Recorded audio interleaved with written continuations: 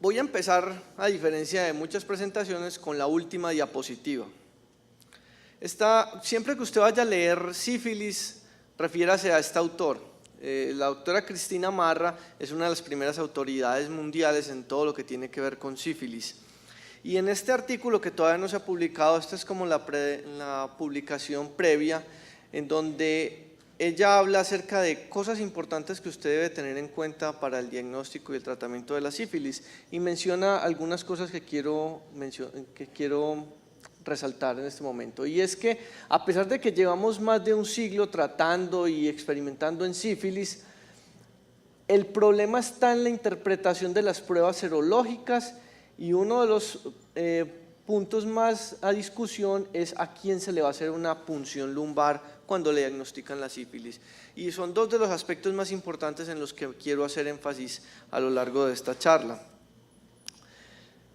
Voy a empezar haciendo algo de historia. Esta es una historia de terror, se llama el estudio de Tuskegee y ocurrió en Alabama en el año 1932, o al menos empezó en 1932, y esta es una publicación que fue realizada en el año 64, publicada 30 años después de un estudio observacional dramático en el que lo que hicieron fue coger a 412 hombres negros con sífilis y los metieron como en un leprosario, pero de sífilis, sería un sifilosaurio o una cosa así, y los observaron a ver qué pasaba con la sífilis en estas personas, y describieron entonces toda la historia natural y todos los hallazgos que conocemos hoy en día acerca de lo que es la sífilis. Eso obviamente hoy en día a todos nos parece horrible, absurdo, antiético y un montón otro de calificaciones, pero esto fue real y sucedió. Encontraron que, a diferencia de la población general, el 60% de los pacientes con sífilis se morían. Y esto era interesante puesto que estamos hablando de una época donde todavía no había un uso diseminado de la penicilina, entonces la gente se moría de infecciones, pero no se tenía que morir de sífilis. Y cuando vieron en la publicación de que se morían estos pacientes que observaron con sífilis, vieron que muchos les daba sífilis cardiovascular y que otros morían era de compromiso encefálico o del sistema nervioso central por este patógeno. Entonces ya Santi les ha dado más o menos una idea de cómo está la sífilis a nivel mundial. Aquí les traigo algunos otros datos. El 50% de la población del mundo alguna vez en su vida contrae alguna enfermedad de transmisión sexual. La mitad de ellos se infecta a edades muy tempranas. Todos estamos viendo cómo nuestros niños a edades tan tempranas como los 9 años empiezan a experimentar con sexo, drogas y otro montón de cosas y se están infectando temprano. El 60% de las sífilis ocurren en hombres que tienen sexo con hombres, y es curioso cuando uno habla con estas personas que tienen muy claro el uso del preservativo y aparecen con sífilis y que ellos no se explican a través de qué método entonces se están infectando, y lo que usualmente se olvida es que el sexo oral también es una forma de contraer la sífilis y otras enfermedades de transmisión sexual. El 50% de los coinfectados con VIH también tienen sífilis, y por eso es importante que a todo paciente con sífilis se le pida una prueba de VIH y a todo paciente con VIH se le solicite también la prueba sífilis al menos anual, porque al paciente con VIH ya una vez que está diagnosticado con el virus pues lo tiene claro y se protege de contraer otras enfermedades sexuales, pero nuevamente el pecado está en el sexo oral. Nadie se va a chupar una paleta con el plástico puesto. El 25% de los pacientes en algún momento de la evolución desarrollan neurosífilis, y esto es importante puesto que el tratamiento de primera línea hoy en día para la sífilis sigue siendo la penicilina, pero la penicilina benzatínica, y esta no atraviesa la barrera hematoencefálica. Y vamos a ver cómo entre el 25 y el 40% de los pacientes que les da un chancro primario, una sífilis primaria, desarrollan invasión de la espiroqueta a sistema nervioso central. El 80% la depura, pero van a haber un 20% de estos que les dio un chancro primario y que la espiroqueta se quedó, por decirlo así, viviendo en su cerebro, produciendo más tarde los síntomas que les voy a mencionar. Cuando comparamos a sífilis con otras enfermedades de transmisión sexual a nivel mundial, vemos que sífilis pues, resulta no ser tan importante, pero esta epidemiología viene en aumento y los casos de sífilis cada vez los vemos con mayor frecuencia. Miremos algunos datos a nivel mundial en donde se compara, aquí estamos la región de las Américas, a sífilis, que es este chiquitico, con unos grandes como tricomona y como clamidia. Y lo que mencionaba Santi acerca de la gonorrea, que sigue siendo una enfermedad de transmisión sexual importante, pero no tan importante como estas otras que les menciono. De manera que está bien, sífilis, gonorrea son importantes en términos de que afecta a mucha gente y produce mucha resistencia, pero hay otras que también están aquí y que no estamos buscando activamente y que no son tan fáciles de diagnosticar. El mundo se ve así. En las Américas tenemos una gran incidencia de sífilis. Recuerden que estos datos siempre van a estar subestimados, puesto que la sífilis como tal no es una enfermedad de reporte obligatorio, solo la sífilis gestacional o la de la mujer gestante. Entonces, todos estos datos que tenemos son de algunos estudios poblacionales que se han llevado en momentos puntuales, que nos hablan de una prevalencia en un momento dado, pero que no son estudios de seguimiento a largo plazo. Se creía entonces que con la inclusión de la penicilina y de los tratamientos antibióticos la sífilis iba a desaparecer al finales del siglo pasado, pero apareció el VIH y todo empezó a cambiar. Y entonces la actividad sexual hizo que la sífilis se disparara nuevamente, venía en una curva descendente muy bonita y con el advenimiento del VIH empezaron a tener nuevamente una recrudescencia de los casos de esta patología. Y vemos cómo la expectativa en las diferentes regiones del mundo siempre es hacia el aumento. Vamos a ver cada vez más sífilis y el problema de la sífilis es que es la gran imitadora. Entonces vamos a ver muchos cuadros clínicos bizarros o no tan usuales que se deben a este patógeno. Y el CDC ha desarrollado una serie de alarmas que nos hacen tener en cuenta cómo las enfermedades de transmisión sexual vienen aumentando, específicamente clamidia y muy importante sífilis, en donde el número creciente de pacientes la convierte en un problema de salud pública bien importante. Miremos a Colombia, este es un reporte de toda Latinoamérica y lo que ven aquí, créanme, aquí dice Colombia. Y esto que vemos aquí es la incidencia de sífilis comparada con otros países. Pero no se asusten pensando que entonces en Colombia estamos muy mal, que es que aquí no nos ponemos un condón ni a palos, sino que lo que hacemos es más búsqueda activa, hacemos más reportes. Es imposible pensar que por aquí que está El Salvador y Guatemala, que no va a haber sífilis en Salvador y Guatemala, eso es imposible, lo que tienen es un subregistro enorme. Es como cuando uno mira las cifras de VIH en Colombia y ve que en Chocó las cifras son muy inferiores a lo que es Antioquia. Sabemos que eso no es la realidad y que estamos hablando de un subregistro. Veamos algunas poblaciones importantes. Este es un estudio de trabajadoras sexuales en Colombia. Aquí esta sigla lo que hace ver es trabajadoras sexuales que operan en la calle y estas son trabajadoras sexuales de los clubes o acompañantes, escort, prepago y otro montón de denominaciones que tienen, en donde vemos la diferencia tan significativa en términos de infección por sífilis. Esto se debe básicamente, cuando uno conversa con este tipo de pacientes, a que a estas personas muchas veces sus clientes les pagan más si la relación es sin condón. Y cuando uno oye hablar a estas pacientes acerca de este tipo de comportamiento que estamos viendo actualmente en nuestra sociedad, entiende por qué esta y otras enfermedades de transmisión sexual, en vez de tender al descenso, antes van a aumentar cada día más. ¿Qué pasa con los bancos de sangre? Y esto nos puede dar una idea de lo que sucede en la población general. Miren lo que sucede al comparar bancos de sangre con laboratorios de referencia. Alguien que va a hacerse exámenes espontáneamente o que se los solicitan como estudios adicionales por una patología de base. Y vemos cómo es el doble la incidencia en bancos de sangre frente a laboratorios de referencia. Y esto tiene una explicación muy importante, y es que si usted habla con las personas y le propone a la población general, venga, yo le quiero hacer hasta una prueba de VIH, pero es que yo no yo no soy prostituta, yo no soy hombre que tiene sexo con hombres, yo no me considero personal de riesgo, pero vamos a hacerle una prueba de VIH. Es que me da miedo que me dé positiva. Pero entonces esto es un temor. Y hay personas que por temor y buscando como una especie de disculpa para hacerse la prueba sin sentir mucho miedo al resultado, van y donan sangre. Y esto es una donación de sangre con doble beneficio. Y es que la persona busca hacerse las pruebas de tamización al donar sangre, porque sabe que a la muestra de sangre que está donando le van a hacer toda una serie de pruebas, y que si alguna llega a dar positiva le van a hacer una llamada. Esto hace que el doble de incidencia ocurra cuando se compara bancos de sangre con la población general. Mirando específicamente poblaciones de hombres que tienen sexo con hombres comparados con hombres que tienen sexo con mujeres, vemos que la diferencia es dramática.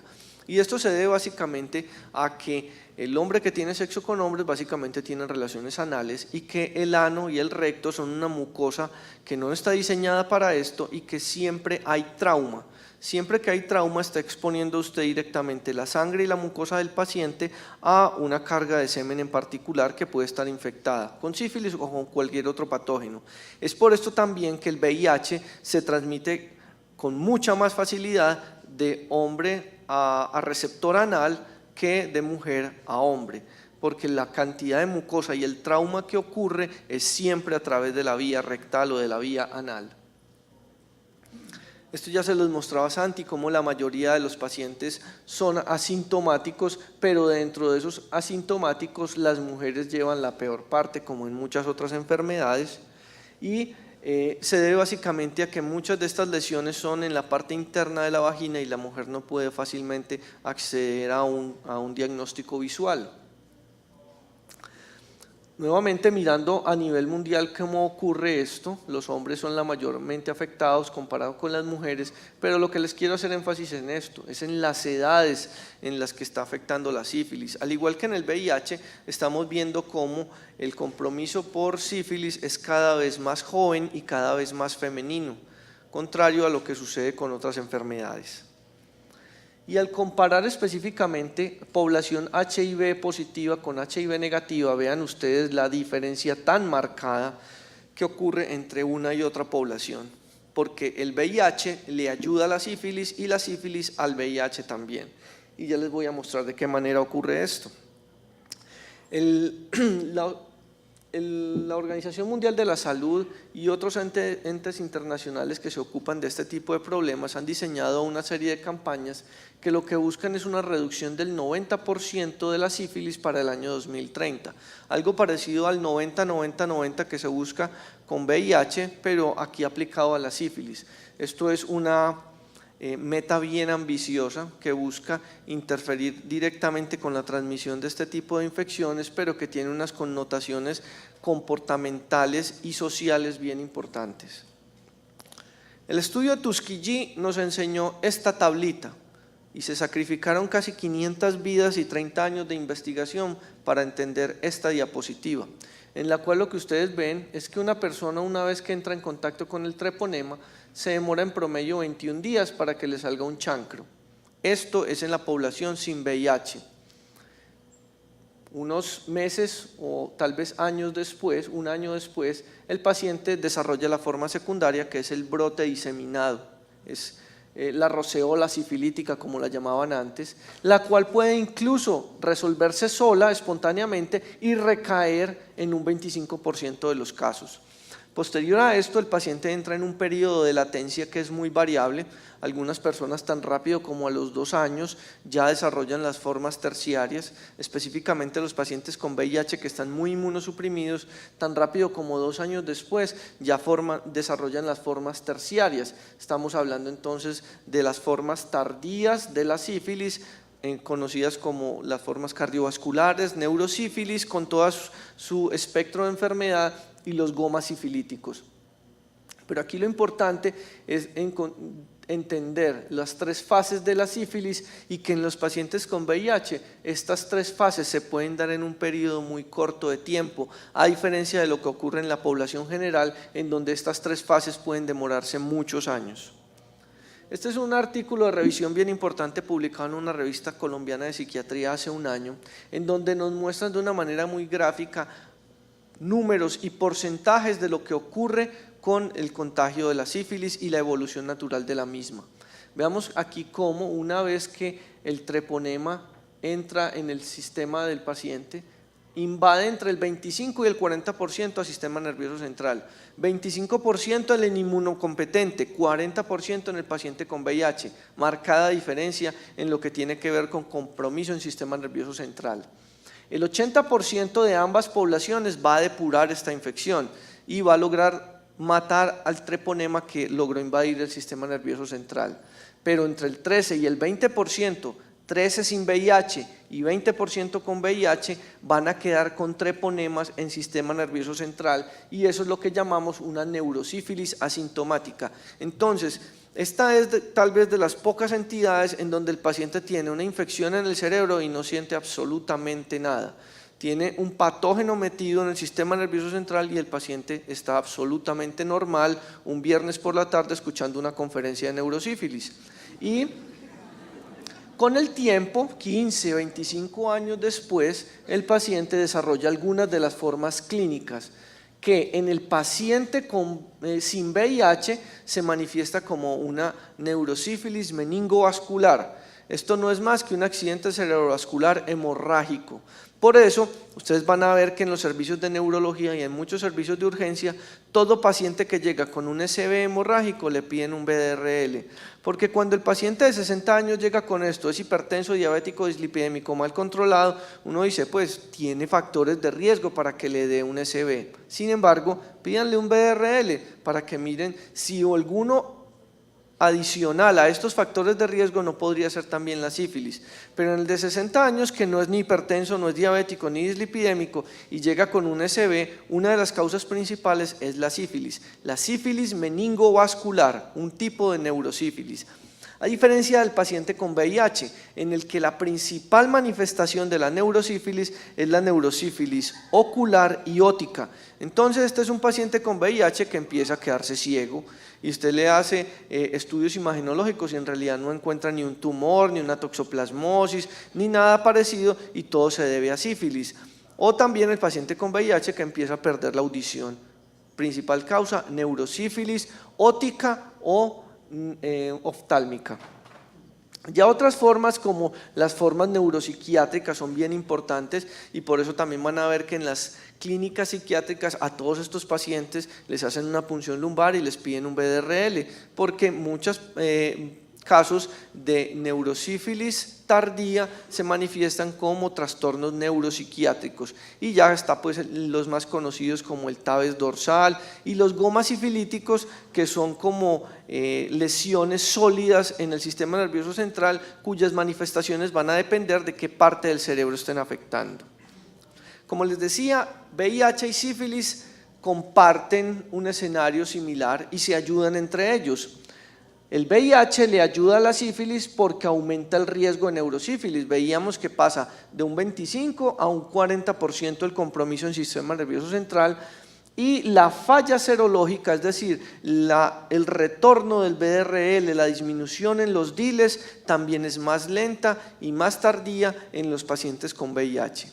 De otro lado, la sífilis le ayuda al VIH porque siempre que usted tiene una úlcera genital va a ser más fácil que se le transmita el VIH, eso aplica para herpes, para sífilis y todo lo que cause úlcera genital y porque la sífilis aumenta la carga viral y disminuye los CD4.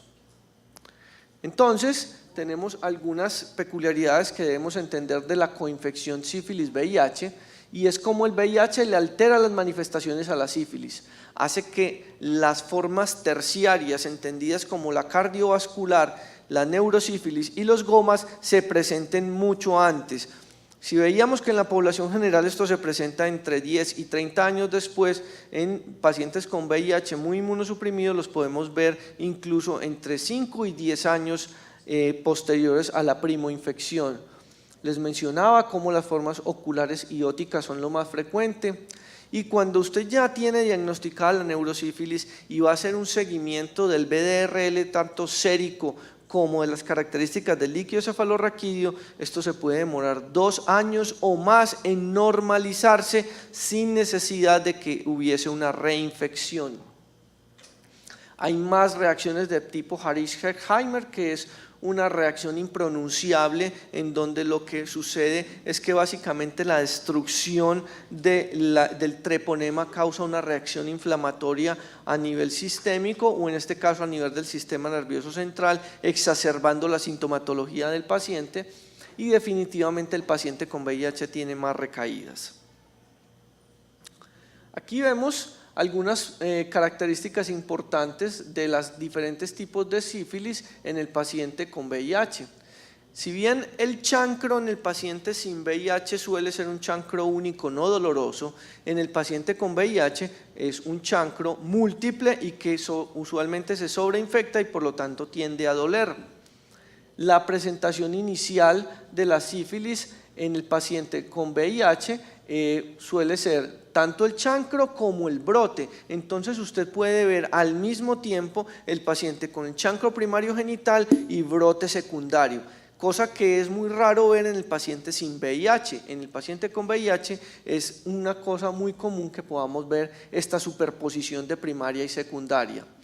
Los títulos en el paciente con VIH, los títulos del BDRL, se presentan a niveles más altos que en el paciente sin VIH.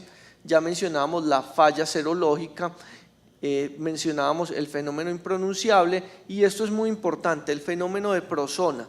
El fenómeno de prosona es un fenómeno que ocurre in vitro a través del cual usted tiene tanta carga de antígeno que los anticuerpos no alcanzan a reaccionar y no se da la precipitación que nos da positivo el BDRL. Toca diluir el suero del paciente para poder ver la reacción antígeno-anticuerpo, que es lo que vamos a cuantificar en diluciones. Pero el paciente con VIH tiene tal carga de sífilis que esta reacción no se da y nos da un falso negativo en esta población por el efecto que conocemos entonces como prosona. Veíamos cómo la normalización del líquido cefalorraquídeo también en el paciente con VIH es una normalización que se demora. Veamos entonces algunas diferencias de cada uno de los tipos de sífilis. Entonces veíamos cómo la sífilis primaria ocurre en promedio a los 21 días post-exposición, pero en los pacientes con VIH puede ocurrir tan rápido como a los 10 días. El 70% tienen múltiples chancros, son más profundos y se acompañan de grandes adenopatías inguinales. El 25% van a tener también el brote del secundarismo al mismo tiempo, la carga viral aumenta, los CD4 bajan e incluso, al igual que ocurre con el síndrome retroviral agudo en algunos pacientes, puede haber manifestaciones neurológicas de la sífilis primaria como si fuera una terciaria. Es decir, que usted al mismo tiempo en un solo paciente tiene sífilis primaria con el chancro, lo tiene brotado y lo tiene con neurosífilis, todo al mismo tiempo. Veamos algunos ejemplos gráficos. Aquí tenemos una vagina con múltiples úlceras sifilíticas, haciendo alusión a lo que son las múltiples lesiones por sífilis. Aquí vemos un solo chancro en un paciente con VIH, pero profundo, sobreinfectado y doloroso.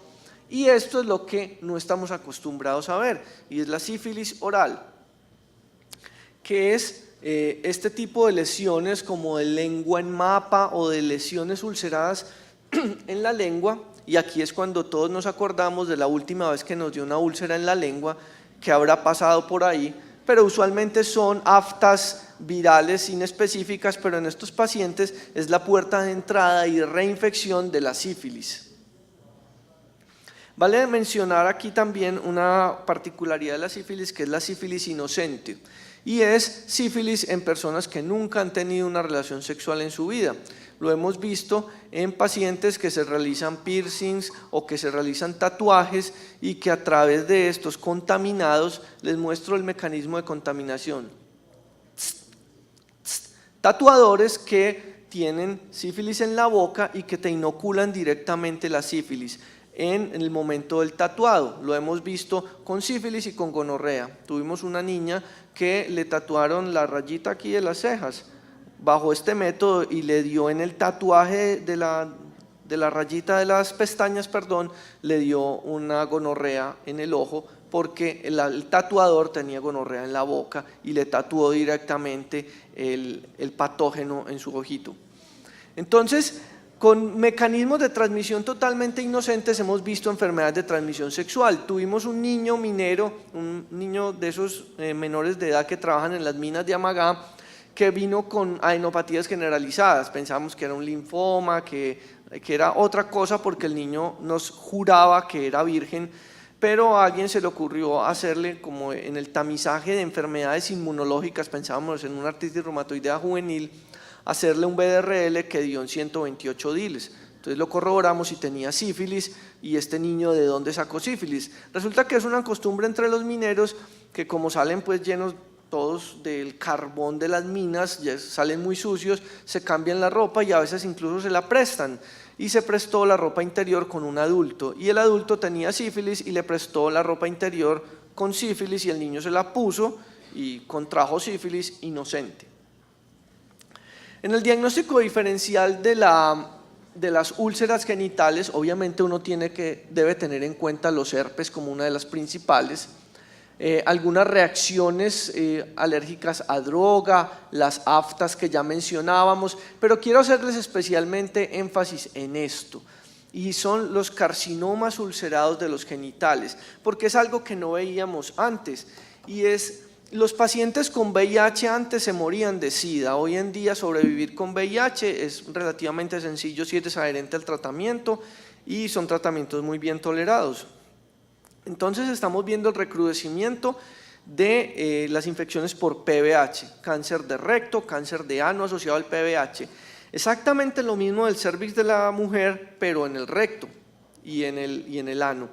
Entonces estos pacientes desarrollan carcinoma a este nivel que requieren radioterapia, quimioterapia, colostomía, es una catástrofe. Pero a nivel del pene es muy raro encontrar cáncer de pene asociado con el PBH, el cual es biológicamente posible, pero es raro de encontrar. Pero como el paciente ya no se muere de VIH y muchos tienen PBH a nivel del pene, pues ahora vamos a empezar a ver lesiones ulceradas relacionadas con PBH en el pene de hombres con VIH que tienen este tipo de contagio. Entonces, para que tengan en cuenta, no todo lo que es úlcera en pene es igual a sífilis, está herpes, están reacciones a medicamentos, está la enfermedad de Behçet, pénfigos, y tengan en cuenta los carcinomas asociados al PBH. La forma secundaria entonces es el brote o la roceola sifilítica, que ocurre entre 2 a 6 semanas luego del chancro.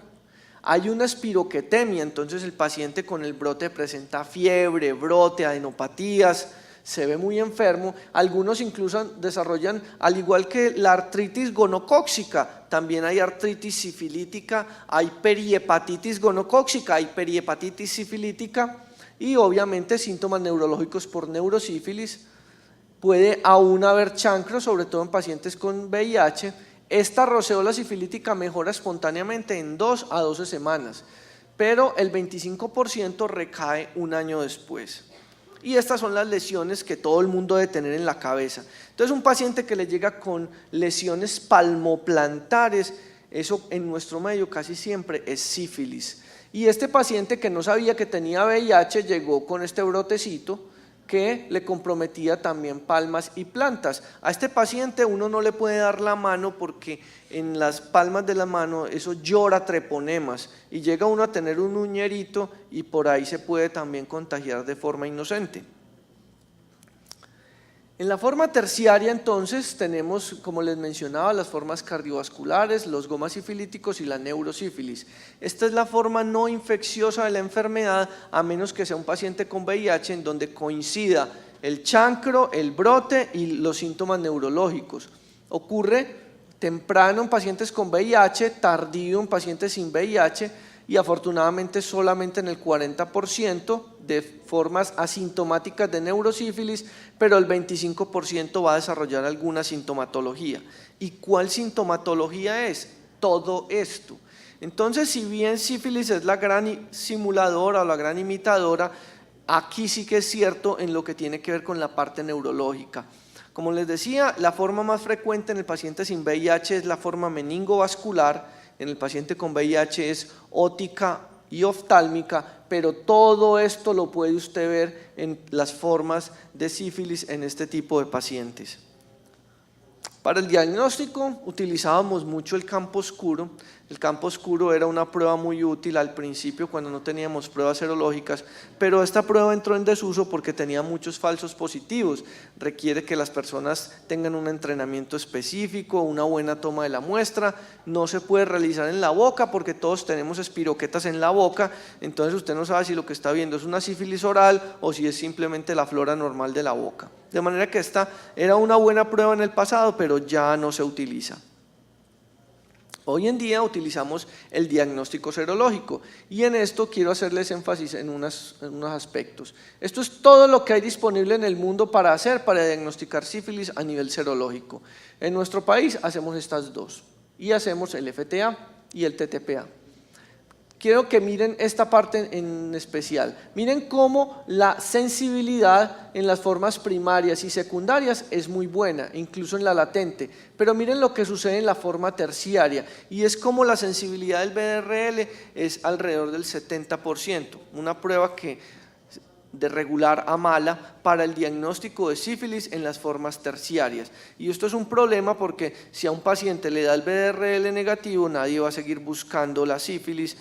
Y el 30% de las sífilis terciarias tienen el BDRL negativo, al menos de acuerdo a estas pruebas serológicas que tenemos disponibles, lo cual significa un problema.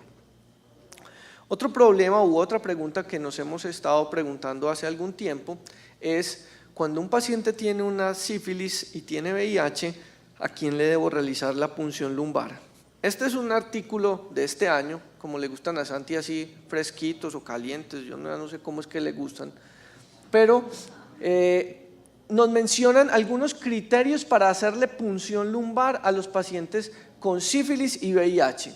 Mencionan que todo paciente con VIH que tenga una sífilis latente tardía requiere una punción lumbar para descartar neurosífilis asintomática. ¿Qué es una sífilis latente tardía? Es toda aquella que lleva más de un año de evolución o toda aquella de evolución indeterminada. Pregúntele a un paciente con sífilis o que tiene un BDRL positivo si se acuerda cuándo le salió el chancro. Casi todos los pacientes con VIH van a terminar como sífilis latentes tardías y van a necesitar una punción lumbar para descartar neurosífilis asintomática.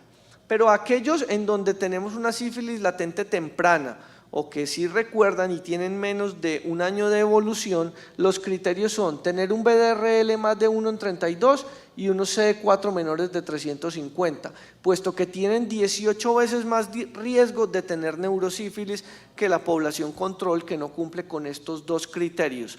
No es uno o el otro, son uno y el otro. Obviamente, todo paciente con VIH, sífilis latente y síntomas neurológicos hay que hacerle una punción lumbar, sea para diagnosticar neurosífilis o sea para diagnosticar alguna de las otras infecciones oportunistas que pueden afectar a este grupo poblacional en específico. Y esta publicación en particular menciona que los pacientes con VIH que no reciben terapia antirretroviral, lo cual es interesante y les voy a mostrar algunos datos más al respecto. Este es el algoritmo que propone esta revisión en donde vean si el paciente tiene síntomas neurológicos, ¿sí? De una vez para punción lumbar. Si el paciente tiene el BDRL así, va para punción lumbar. Si tiene los CD4 así, va para punción lumbar. Entonces es una o la otra. ¿Listo? No tienen que cumplir con las dos al mismo tiempo. Miremos este estudio realizado en la época antes de la penicilina, cómo era el líquido cefalorraquídeo en cada una de las formas de neurosífilis y vean qué tan variables son los parámetros en términos de proteínas, en términos de leucocitos y de la prueba del BDRL en el líquido cefalorraquídeo. Es decir, los pacientes con sífilis pueden tener cualquier tipo de alteración en el líquido cefalorraquídeo y no hay alguna que sea más diagnóstica que otra, todas son importantes. Por eso, esta publicación reciente lo que nos dice es compare el líquido cefalorraquídeo de los pacientes de la población sin VIH. El paciente con VIH sin neurosífilis tiene cambios en el líquido cefalorraquídeo explicados por el compromiso del VIH en sistema nervioso central. Es decir, ya un paciente con VIH tiene alterado su líquido cefalorraquídeo, independiente de que tenga o no sífilis u otro oportunista a nivel del sistema nervioso central. Pero si además de VIH tiene sífilis, los parámetros son aún más estrictos y necesita usted tener unas proteínas muy altas y unos leucocitos muy elevados para poder hablar que es un líquido a favor de neurosífilis. Porque desafortunadamente el VDRL en el líquido cefalorraquídeo es apenas positivo en el 30 a 70% de los casos. Esto quiere decir que un VDRL negativo en el líquido cefalorraquídeo no descarta tener neurosífilis. Tenerlo positivo la confirma obviamente, pero tenerlo negativo no la descarta. Y si usted tiene un VDRL negativo, pero tiene alteraciones en las características del líquido y un VDRL sérico con un FTA positivo, ese paciente tiene neurosífilis y debiese ser tratado como tal. Entonces, hay unos criterios internacionales para el diagnóstico de neurosífilis, unos criterios diagnósticos. La neurosífilis asintomática es cuando usted tiene un FTA sérico positivo y un VDRL en líquido cefalorraquídeo positivo. Nadie pone en duda esto. Hasta aquí tiene sífilis sérica, aquí tiene neurosífilis. Pero si el VDRL es negativo, usted necesita tener al menos el test treponémico positivo en sistema nervioso central, o sea, tener un FTA positivo. Y miren qué interesante esto, como nos dicen que en el paciente con VIH y menos de 200 CD4, usted apenas con 6 leucocitos en el líquido cefalorraquídeo ya puede decir que tiene neurosífilis, pero si tiene más de 200 CD4 necesita más de 20, que es el criterio anterior. Entonces ya la interpretación del líquido cefalorraquídeo en los pacientes con VIH es muy compleja.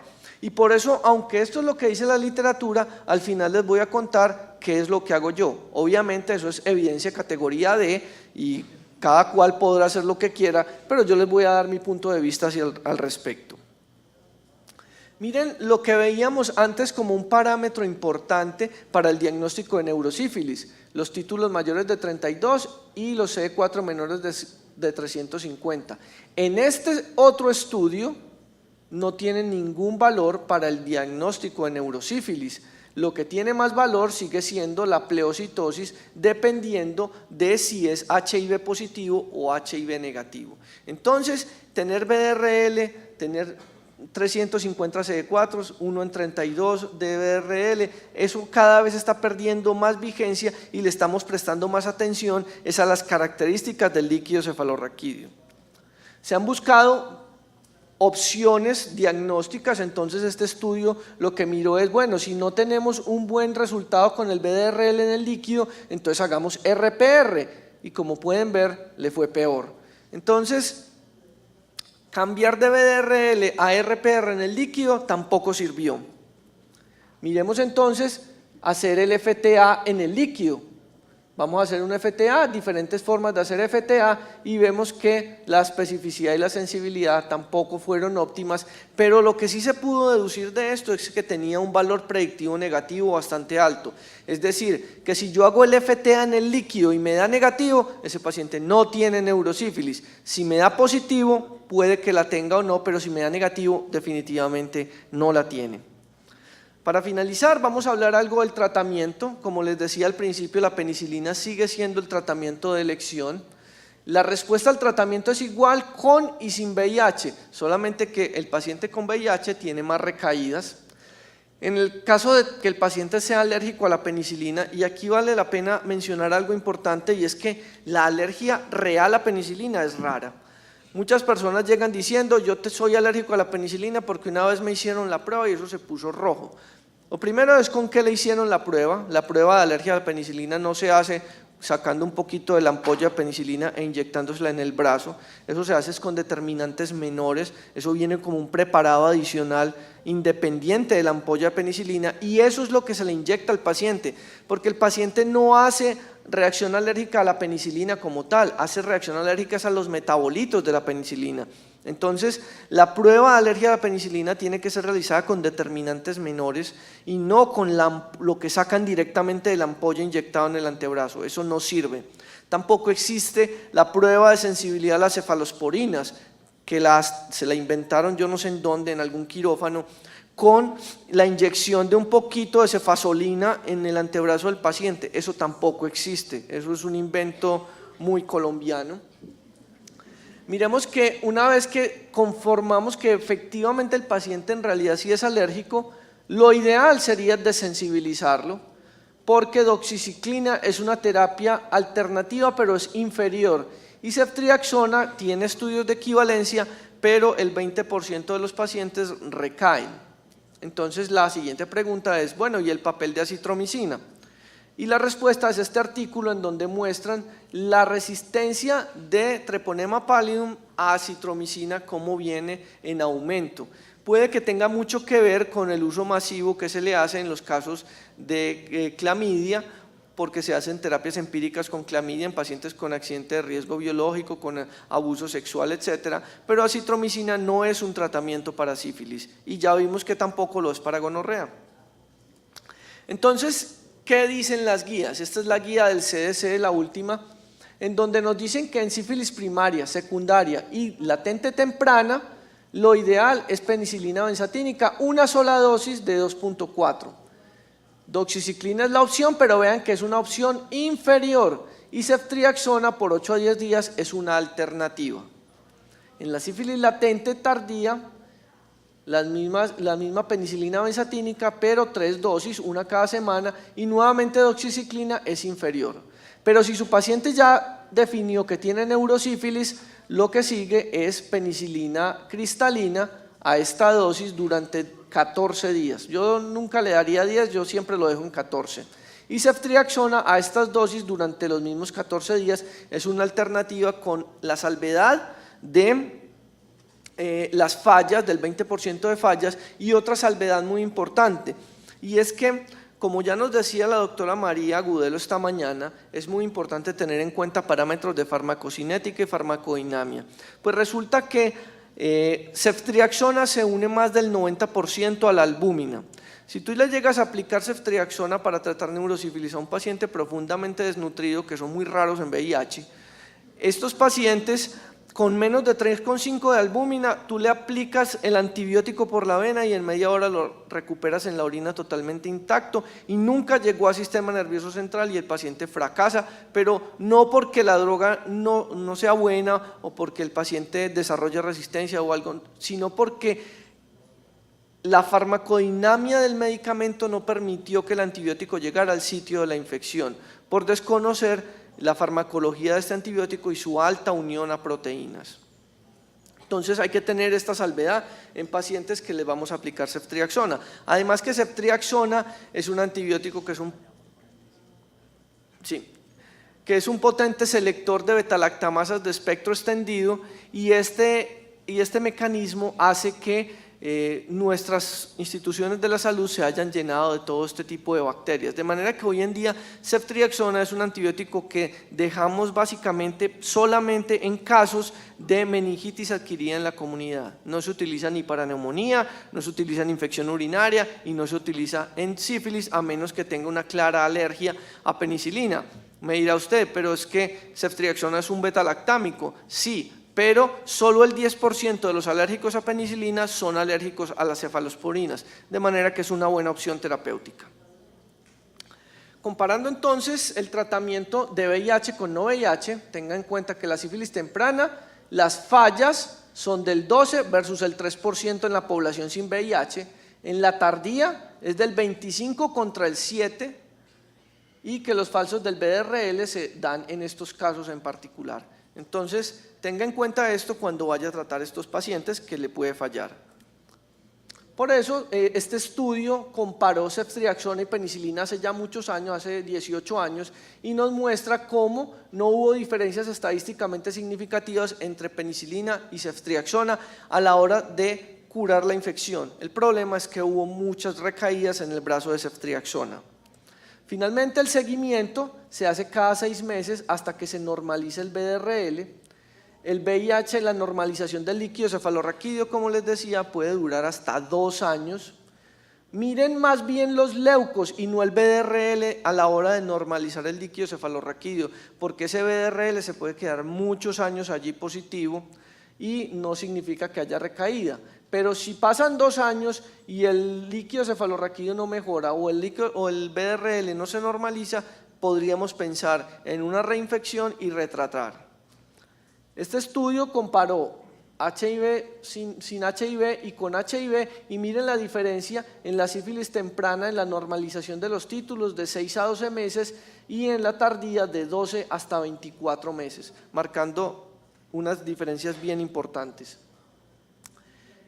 Finalmente, los pacientes VIH positivos se debe realizar el VRL cada año, así digan que se ponen condón. La evolución de la sífilis en VIH difiere dramáticamente, como les acabo de mostrar. La sífilis latente tardía en VIH igual a punción lumbar. La penicilina es el tratamiento de elección y la normalización de los parámetros es más lenta. Les había prometido que yo les voy a contar lo que hago, a diferencia de lo que les acabo de mostrar, y es que lo que dice la literatura es: si el paciente tiene VIH y sífilis latente tardía, hágale una punción lumbar. Pero yo dejé de hacer punción lumbar por 3 razones. La primera, riesgo biológico.